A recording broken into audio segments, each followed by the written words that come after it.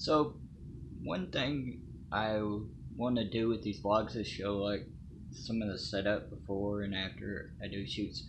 I shot some TikTok videos, so if you go over to our TikTok at 10 Universe, it's called Trees Ticked Off, but the handle on it's like 10 Universe. Um, you check out a couple of those I did today, just inspired by some TikTok filters that was on there. But probably tomorrow I'm going to be shooting another teaser episode for the Trees main series.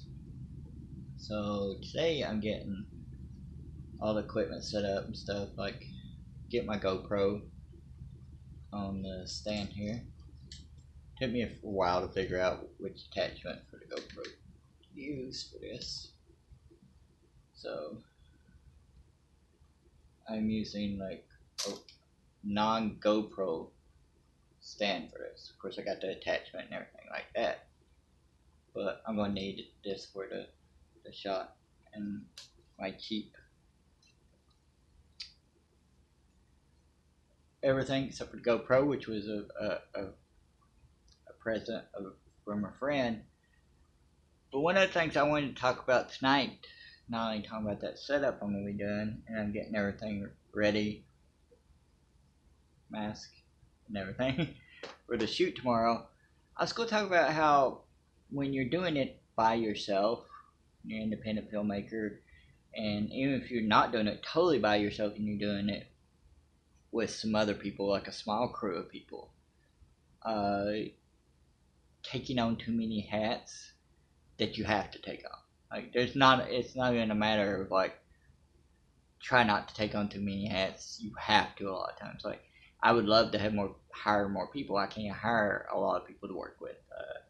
I'd love to have a second unit of filming people in different places, but I can't do it right now.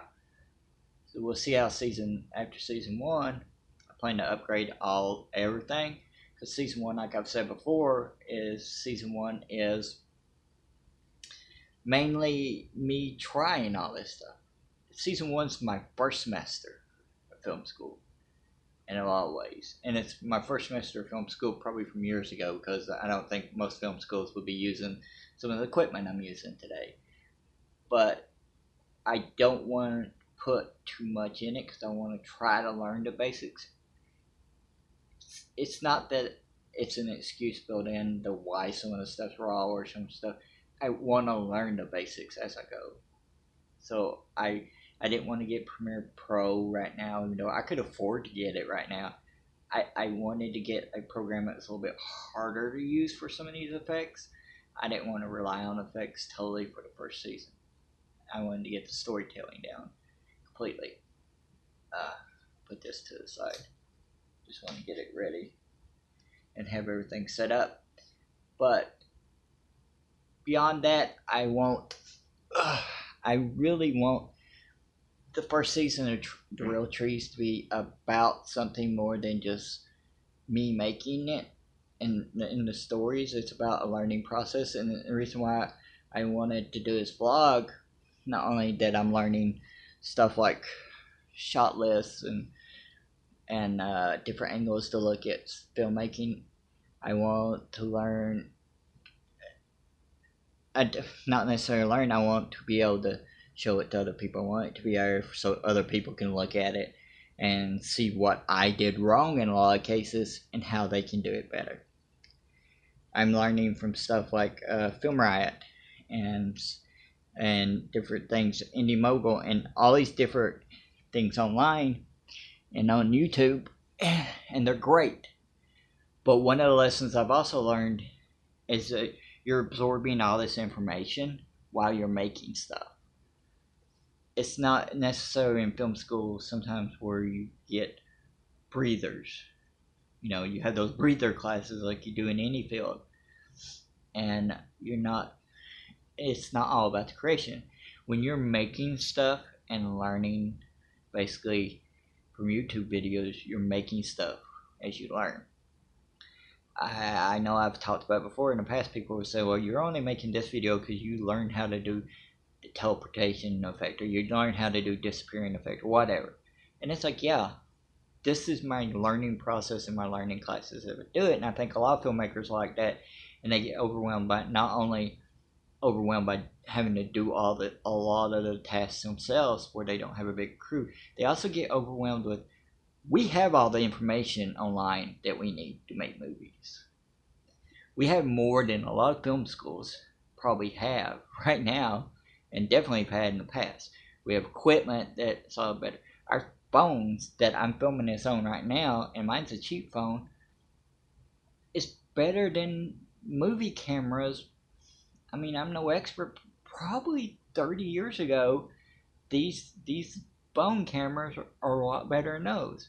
We have the equipment, we have the information, we have all that, and the opportunities in front of us. If you have that privilege of having that stuff, having the internet access, having some money to spend, even if it's not much, having access to equipment, even if it's just a phone, or in my case, I got lucky because a friend brought me a GoPro for my birthday last year.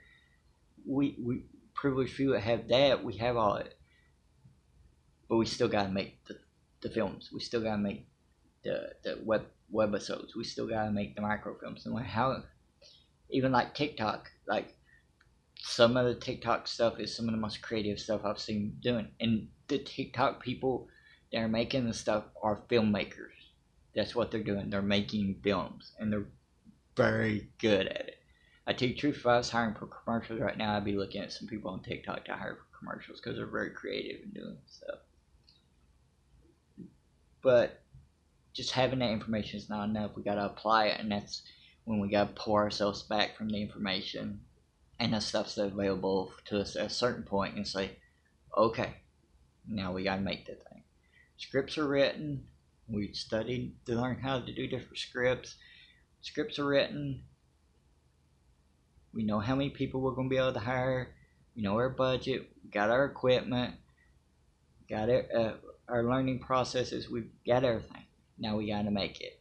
So we got to push some of that stuff to the side at times and tell ourselves, like, oh, it's not that you're done learning, but it's like, okay, I can't be worried about learning new ways of shooting stuff while I'm shooting it, because I had to plan out how to shoot it before then, okay? So we just gotta do it. At a certain point where it's just time to do it, and then learn from what we did and didn't do right to the next process, the next show, the next episode, the next season. And part of that for me is that season 2 of Trees is already, I'm hiring writers for it right now. I'm not going to do it all. That's part of the process of learning. So, and they're going to be writing scripts into this year to versus next year for season 2.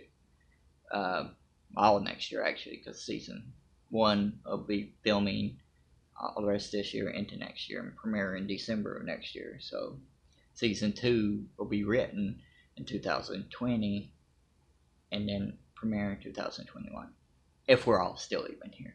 Heaven knows with the way shit's going in this world. But there's just a little bit of things while I was getting equipment ready and talking about filming episodes that I wanted to rant about a little bit and talk about. But go out there and make your films, whether they're small, big, large, whatever. Don't worry about it. Have fun. Enjoy yourself. And let's just keep making.